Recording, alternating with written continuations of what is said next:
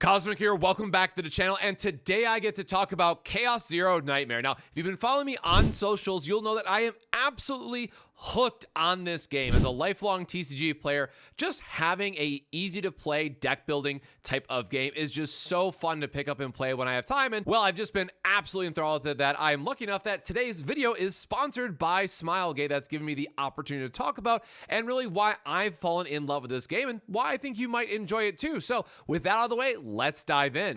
Smilegate's new title, Chaos Zero Nightmare, is now open. Jump on board the SS Nightmare and dive into this rich world with a dark twist waiting around every corner. The cosmic disaster known as Chaos strikes without warning. This black fog consumes planets, distorts the environment, and all life forms that get stuck in its destructive path. But you might be wondering, what type of game is it ultimately? What can we look forward to while playing this title? Craft your team of combatants and feel the weight of combat at your fingertips. Unique cards, branching choices, and ever-evolving save data shaped by your journey through the chaos changes the flow of combat. Every single run you do is unique, so build your own strategy and master the ever-changing battlefield and bosses that you'll get challenged with. Now, of course, there's also gorgeous 2D illustrations and striking animations that make every moment a visual delight. This story is also fully voiced by top-tier voice actors, and each scene draws you deeper into the story. Join your cast of unforgettable characters in battles and beyond. But, that's just a quick overview, and great artwork, great visuals, great storytelling, but, what type of content can we really expect for Chaos Zero Nightmare? For me, that was a big deal because I was wondering, how can you keep a deck building style of game interesting? What brings people back to play the game time and time again? And well, in that area, I have some great news to share. Chaos Zero Nightmare updates are split into 9-week-long seasons, which not only advances the main story, but offers a plethora of cosmetics, crystals, and challenges for players to explore. For me personally, this is the biggest draw for the game because we also get new cards to play with, and for this season, it's focused around the Forbidden cards. These are extremely powerful cards that unlock new ways to play for every combatant. How do you unlock these, you might ask? Enter Laboratory Zero, the seasonal chaos mode. New enemies, events, and other challenges await players on top of the previously mentioned Forbidden cards.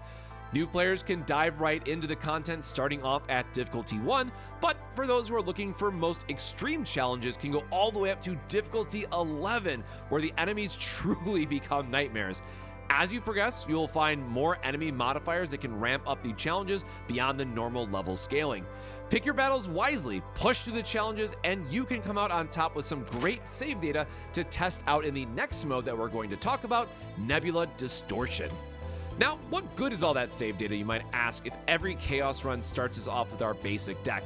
Well, look no further than our great friend Kentress, who is the first seasonal boss for players to challenge.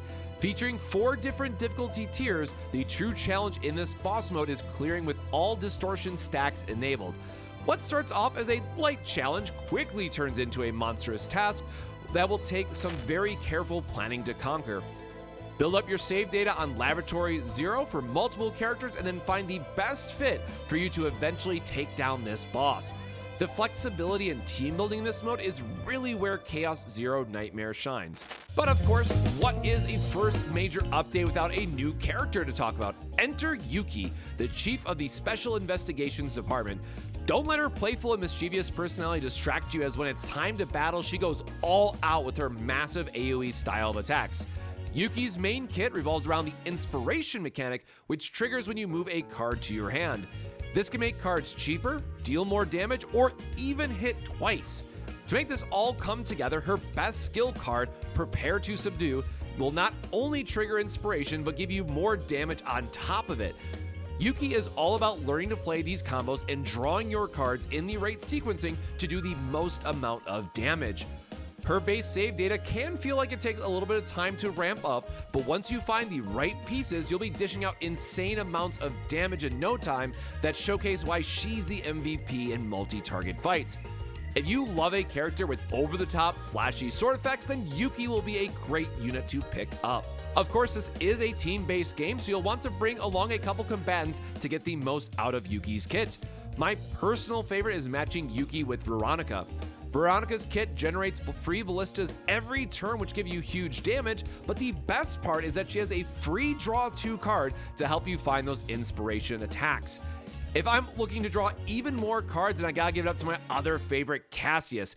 Not only is he one of the best looking combatants in the game in my opinion, he brings not only draw power with Devil Dice, but a fun quest mechanic that can be used to further buff your team's damage. And with that quick overview, that brings us just to the last couple notes that I want to add, that truly this is a deck builder at its core, but the flexibility that you get when you find the right save data and bring together different combatants, I truly can't stress enough what that opens for this game and just how refreshing it feels to finally get that one card you were looking for in your Chaos run that completely unlocks new potentials and new combinations to explore. And the Forbidden cards in particular unlock these completely new strategies and new combos that you might not have expected. You know, Tressa being able to get extra daggers whenever you heal, and then we have a new card that allows us to loop the healing and trigger it multiple times in turn. If you love the more go infinite and go crazy style of combos, this game does not hold back. It lets you do whatever you want to do in that regard. So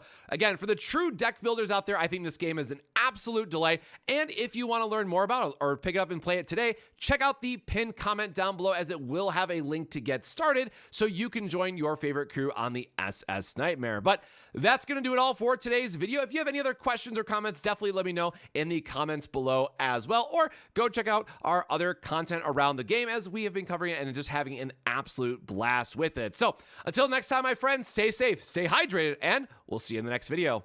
Cheers.